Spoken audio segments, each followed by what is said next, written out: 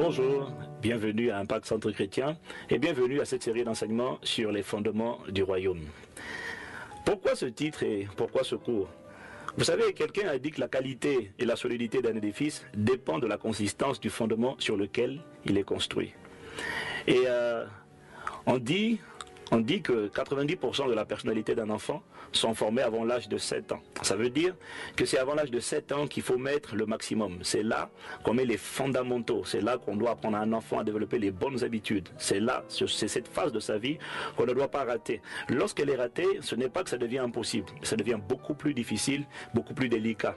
Et nous croyons de la même manière qu'il est important, dès les premiers pas, d'acquérir ces fondamentaux du royaume, parce que nous voulons vous communiquer certains principes essentiels et fondamentaux qui vous permettront à réussir dans votre vie avec Jésus-Christ. Cette série d'enseignements a pour objectif d'opérer en vous une véritable repentance, c'est-à-dire une transformation radicale de votre système de pensée, afin que vous puissiez expérimenter la vie que Dieu a véritablement prévue pour vous.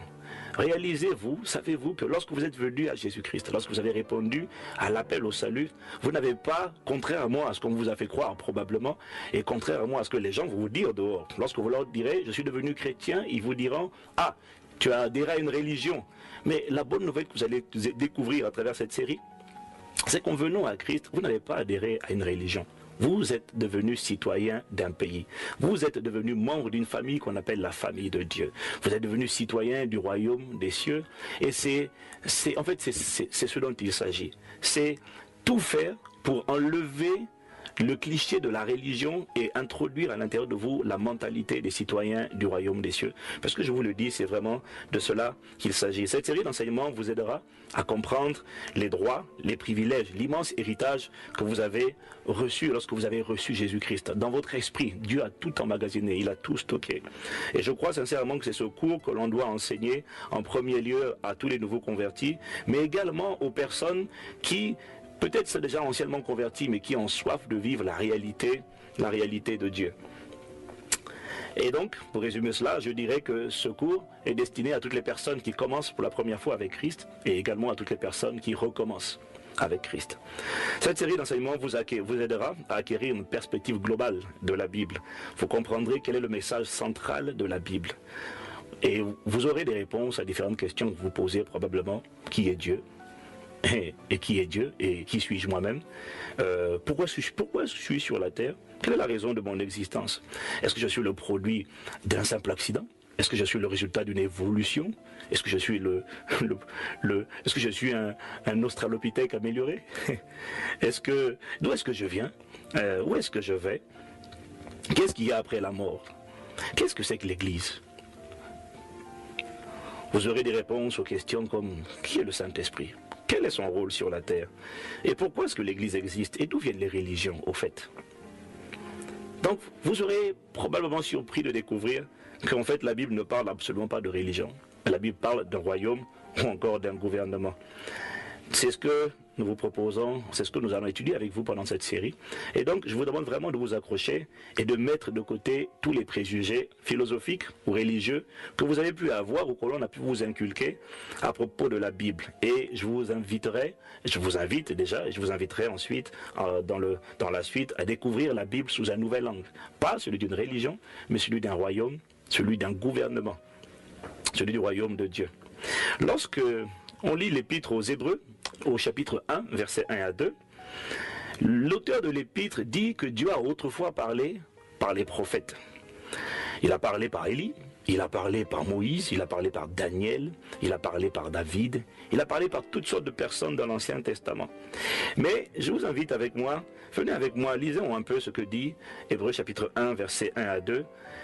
Il dit, à bien des reprises et bien des manières, Dieu a parlé autrefois à nos ancêtres par les prophètes. Et maintenant, dans ces jours qui sont les derniers, c'est par son Fils qu'il nous a parlé. Vous voyez? C'est par son Fils qu'il nous a parlé dans ces derniers jours. Il a fait de lui l'héritier de toutes choses, et c'est aussi par lui qu'il a créé l'univers. Donc il est en train de dire ici que Dieu a parlé par les prophètes de l'Ancien Testament. Nous ne rejetons pas l'Ancien Testament, mais la Bible dit que l'Ancien Testament était une ombre, était une figure, une représentation de ce qui devait venir, de la lumière véritable qui viendrait à travers le Nouveau Testament. Donc, nous ne rejetons pas l'Ancien Testament, mais nous comprenons en lisant ce texte que Dieu a décidé maintenant, dans ces derniers jours, de parler par Jésus-Christ, son Fils. Et en fait, ce que je dis est confirmé également dans les évangiles, dans le livre de Matthieu. Dieu le Père va confirmer qu'il ferme une époque, il ferme une saison, il tourne une page pour ouvrir une nouvelle saison, une nouvelle page où désormais il va parler par Jésus-Christ. Je vous emmène alors dans Matthieu chapitre 17, versets 1 à 5. Voilà ce qui est écrit. 6 jours après, Jésus prit avec lui Pierre, Jacques et Jean, son frère, et il les conduisit à l'écart sur une haute montagne. Verset 2. Il fut transfiguré devant eux. Son visage resplendit comme le soleil, et ses vêtements devinrent blancs comme la lumière. Et voici, Moïse et Élie leur apparurent s'entretenant avec lui. Voyez, Moïse et Élie représentent les prophètes. D'accord? Alors on continue.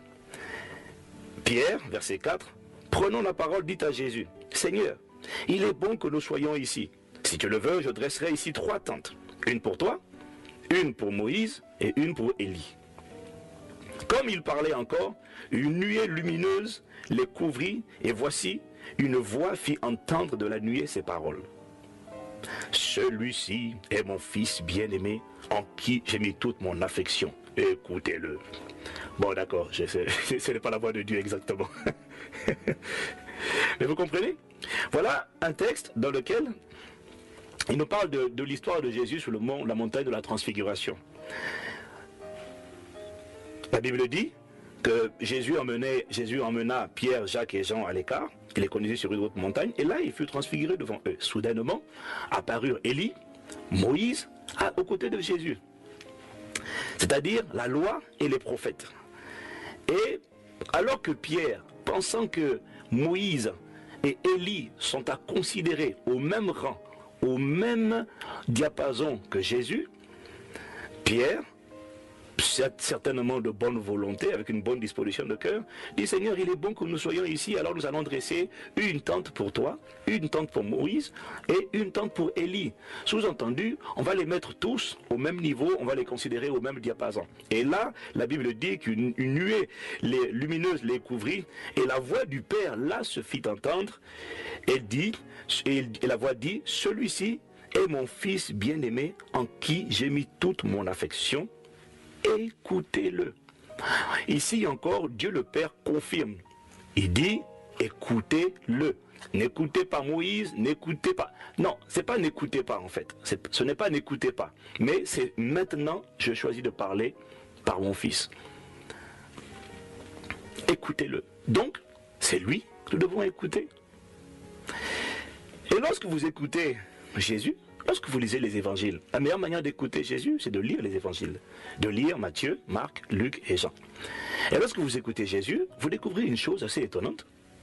C'est que le thème le plus abordé par Jésus dans les évangiles n'est absolument pas le thème de la religion. Il est celui du royaume. Je dirais même, Jésus n'a jamais parlé de religion. Le mot religion ne s'est jamais trouvé dans les écrits du Nouveau Testament. Juste pour votre information, lorsque vous prenez la version de la Bible qu'on appelle Louis II, vous allez vous rendre compte que le mot religion n'apparaît que 4 fois. De Genèse à Apocalypse. Dans un livre qui contient des milliers de pages, le mot religion n'apparaît que 4 fois. Jamais Dieu le Père, ni Dieu le Fils, ni Dieu le Saint-Esprit n'a mentionné le mot religion dans toute la Bible. Pensez-y. 4 fois. Or, à l'école, nous avons tous appris à faire ce qu'on appelle des études d'occurrence. Ça veut dire quoi? Ça veut dire que lorsqu'on a appris à faire des commentaires de texte, pour essayer de déterminer de quoi parle un texte, qu'est-ce qu'on demande de faire? On vous demande des fois d'étudier le nombre de fois où le mot apparaît. Si dans un texte, par exemple de 1000 mots, vous avez un mot qui revient le plus souvent, il est probable que le texte que vous êtes en train d'étudier parle plus de ce sujet-là. Si sur un texte, par exemple, de 100 mots, vous avez le mot joie qui apparaît, je ne sais pas, sur 100 mots, si le mot joie apparaît 20 fois, il est probable quand même que le texte parle de la joie. Mais si le mot joie n'apparaît pas, ou s'il apparaît à peine une fois, vous ne pouvez pas résumer en disant que ce thème, ce sujet, parle de la joie. Vous comprenez? C'est ce qu'on appelle des études d'occurrence. Voir, compter le nombre de fois où un mot apparaît pour pouvoir déterminer, pour pouvoir apprécier et dire ce livre ou ce texte parle de ce sujet. Et donc, quand vous étudiez la Bible, vous vous rendez compte que le mot religion n'apparaît que 4 fois de Genèse à Apocalypse. Donc, il ne peut pas s'agir de l'histoire d'une religion. Et juste pour votre information et pour approfondir un peu, si vous continuez cette étude de mots qu'on appelle des occurrences, vous allez vous rendre compte que dans les mots, vous combinez à la fois le mot Satan, le mot démon, le mot diable au singulier et au pluriel pour les démons, vous allez vous rendre compte que Satan, avec ses différentes déclinaisons, n'apparaît que 140 fois dans la Bible, de Genèse à Apocalypse. Donc, la Bible n'est pas l'histoire du diable. Elle en parle bien sûr, mais elle n'est pas l'histoire du diable. Tandis que quand vous prenez le seul mot Dieu, je ne parle même pas de Seigneur, je ne parle pas de éternel, je ne parle pas de ces différents noms, je parle juste du nom Dieu, vous allez vous rendre compte que le mot Dieu apparaît plus de 3600 fois dans toute la Bible. Autrement dit, la Bible parle plus de Dieu que de tout le reste. C'est normal, c'est lui qui l'a inspiré. Et quand vous prenez donc le mot royaume apparaît 250 fois dans la Bible. Et quand vous prenez le mot royaume avec ses différentes déclinaisons, royaume, roi, règne, régnera, etc., vous en comptez plus de 2460 fois dans la Bible. Alors vous comprenez, 2460 fois dans la Bible pour le mot royaume avec toutes ces différentes déclinaisons et 4 fois pour le mot religion. Alors à votre avis? Alors le mot royaume vient du mot grec basileia ou du mot hébreu mamlaka. Le mot royaume signifie simplement gouvernement, empire, règne, régime, souveraineté. Ça veut dire que lorsque l'on parle du royaume de Dieu, on est en train de parler du règne de Dieu, c'est la même chose en fait. C'est la même chose. On est en train de parler du royaume, on est en train de parler du règne. Lorsqu'on parle du royaume de Dieu, on parle du gouvernement de Dieu, ou encore de la souveraineté de Dieu, ou encore de l'empire de Dieu, ou encore de la domination de Dieu. Alors, je le dis, le message de la Bible, vous allez vous rendre compte, on va rentrer dedans, le message de la Bible parle non pas d'une religion, mais parle d'un royaume. Le gouvernement, ou encore le royaume, ou encore la souveraineté de Dieu sur toute la terre et sur l'univers. Alors, je vais partager avec vous maintenant 10 faits bibliques en ce qui concerne le royaume de Dieu. 10 points qui vont nous permettre, pour l'instant, nous en sommes seulement à l'introduction. Mais à travers ces 10 points, je veux vous démontrer par la Bible que la Bible parle d'un royaume. Rappelez-vous, quand vous entendez royaume, pensez gouvernement, pensez régime, pensez souveraineté. Mais surtout retenez le mot gouvernement. Parce que c'est le mot qui est plus adapté en fait à notre société contemporaine. Gouvernement de Dieu. Alors 10 faits bibliques en ce qui concerne le royaume de Dieu. Premièrement, le royaume de Dieu, vous allez vous rendre compte que c'est le message que Jésus a proclamé dès son entrée en fonction. C'est le message qu'il a annoncé. Matthieu chapitre 4 au verset 17, Matthieu 3 au verset 2, Marc 1 au verset 15, Luc 4 au verset 43. Je vais vous donner par exemple Matthieu chapitre 4 au verset 17. La Bible dit, dès ce moment, Jésus commença à prêcher et à dire 2 points, repentez-vous car le royaume des cieux est proche. Dès son entrée en fonction. Or, nous savons tous très bien que les paroles que l'on dit généralement, en ouverture de scène, en introduction, les paroles que l'on dit généralement, sont des paroles généralement importantes. Et dès son ouverture, dès sa prise de fonction, Jésus dit, la Bible dit, Jésus commençait à prêcher et à dire, repentez-vous. Repentez-vous ne veut pas dire demandez pardon, faites mea culpa 10 000 fois. Ce n'est pas ça, repentez-vous. Repentez-vous comprend le fait de demander pardon. Et repentez-vous veut d'abord dire, ça vient du mot grec métanoïa. Méta comme changement, noïa comme le système de pensée. Repentez-vous veut dire laissez votre système de pensée, votre intelligence, votre manière de penser être totalement transformée. C'est ça, repentez-vous. Donc, Jésus commençait à prêcher et à dire, repentez-vous. Ça veut dire changez votre système de pensée. Car, ça veut dire pourquoi, conjonction de coordination, car le royaume des cieux est proche. Le gouvernement des cieux est proche. Le mot proche ici, dans son étymologie grecque, ne veut pas dire qu'il va venir un jour. C'est le mot qu'on utilisait à l'époque pour dire la marquise ou le duc ou la duchesse de Bourgogne est à la porte. Voilà, c'est ça le mot proche. Ça ne veut pas dire qu'il va venir un jour, ça veut dire qu'en fait il est là, nous vous annonçons son entrée, il est à portée de main. Voilà pourquoi dans des versions anglaises comme King James Version, il dit repent for the kingdom of God is at hand, ça veut dire à portée de main.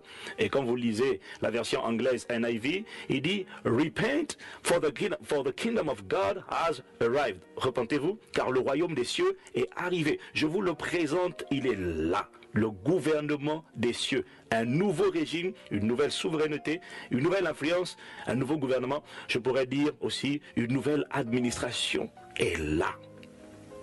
Mais pour ça, si vous voulez l'expérimenter, vous allez devoir changer totalement votre manière de penser. Pourquoi ?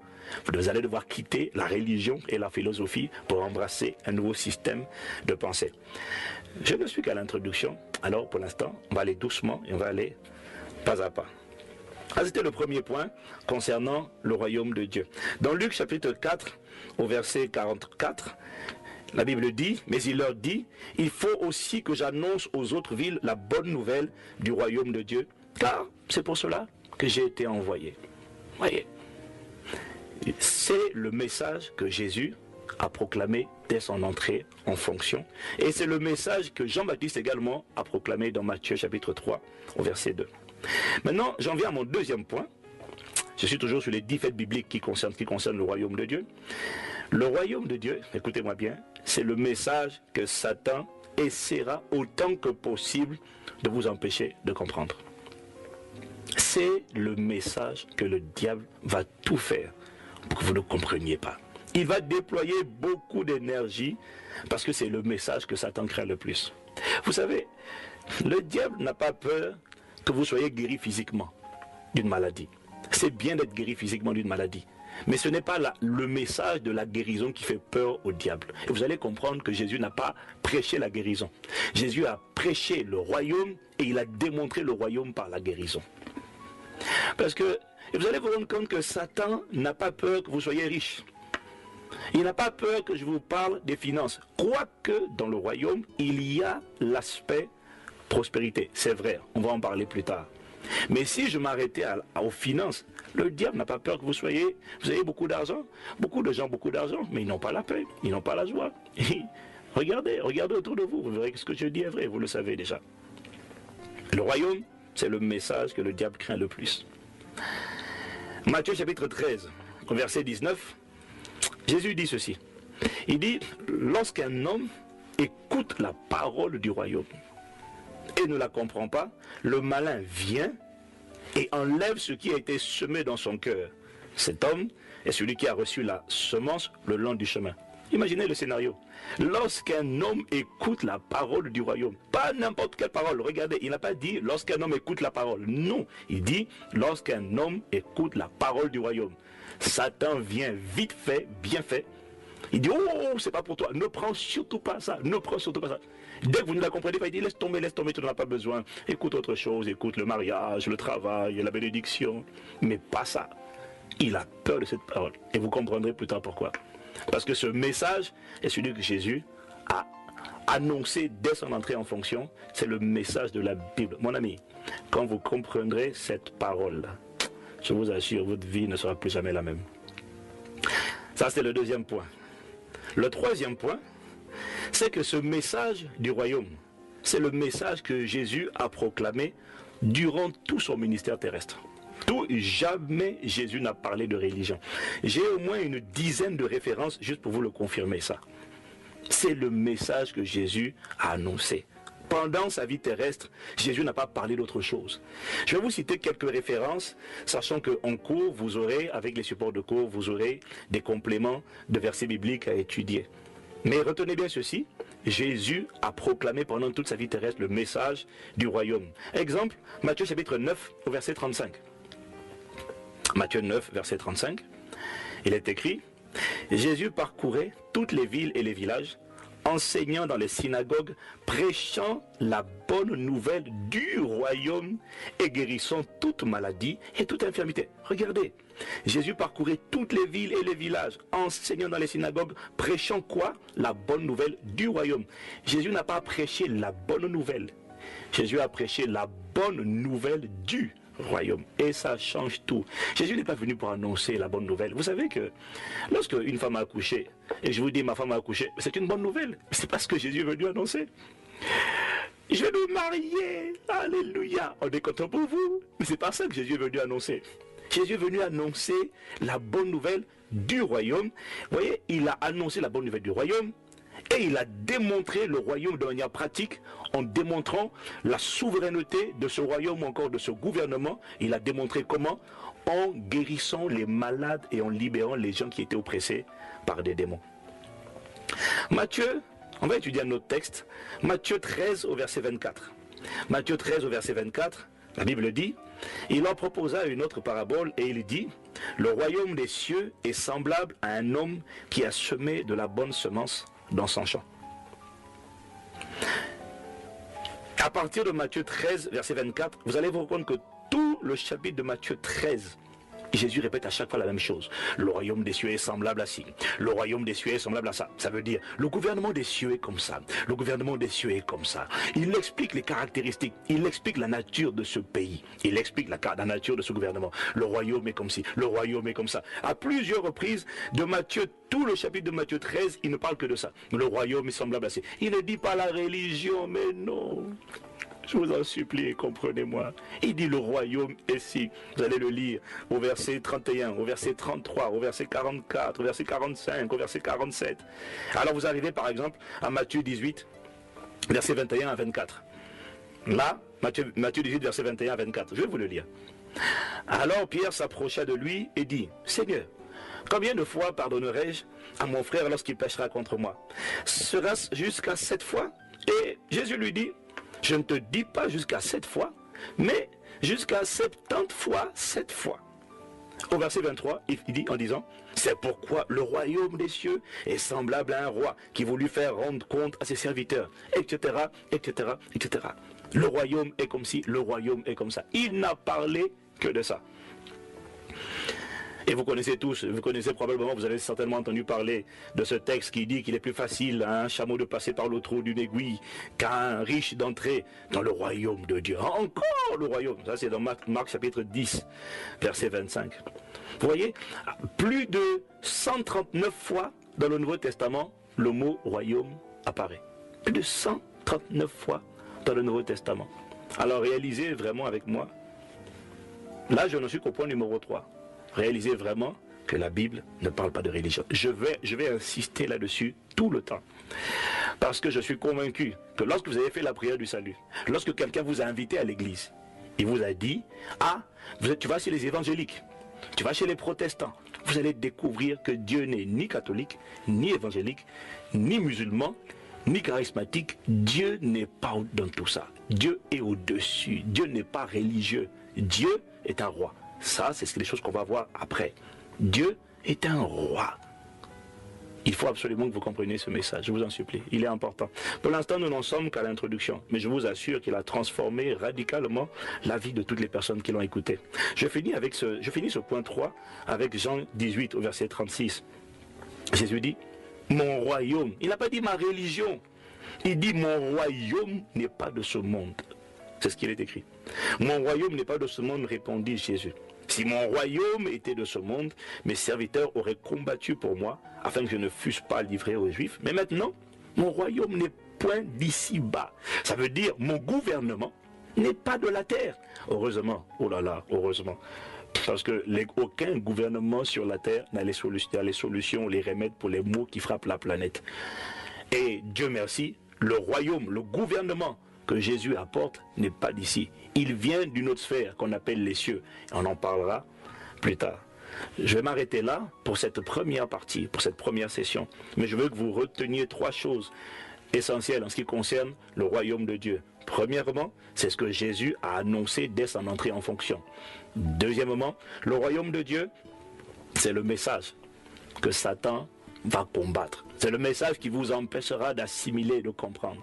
Il vous laissera de vous maintenir, de vous garder dans la religion, dans les pratiques religieuses. Mais vous découvrirez que le gouvernement de Dieu, le royaume de Dieu, n'a rien d'une religion. Et le jour où vous l'absorbez, vous le comprenez, vous le saisissez, et vous commencez à opérer dans la manifestation de la nature de ce royaume, de la culture de ce royaume, avec les clés de ce royaume, mon ami, vous êtes une personne destinée à faire la différence, je vous assure. Et la troisième chose, c'est que c'est ce message-là, ce n'est pas un autre, c'est ce message que Jésus a proclamé, il a enseigné tout le long de sa mission terrestre. Alors pour l'instant, je m'arrête là. Et je vais prier. Seigneur, aide-nous. Accorde-nous la grâce de comprendre. Nous n'en sommes certes qu'à l'introduction, mais accorde-nous la grâce d'assimiler, de comprendre, Seigneur, les fondements du royaume. La qualité et la solidité, la robustesse d'un édifice dépend des fondements sur lesquels il est établi. Accorde-nous, Père, la grâce pour certains d'entre nous de découvrir, pour d'autres, Seigneur, de revenir aux bons fondamentaux. Nous avons été, Seigneur, peut-être probablement pour certains influencés par la pensée religieuse. Amène-nous à la pensée du gouvernement de Dieu. Convainc-nous par ta parole. Explique-nous ces choses. Emmène-nous en profondeur. Au nom de Jésus, Père, nous t'avons prié avec action de grâce. Amen. À plus tard pour la deuxième session. Que Dieu vous bénisse.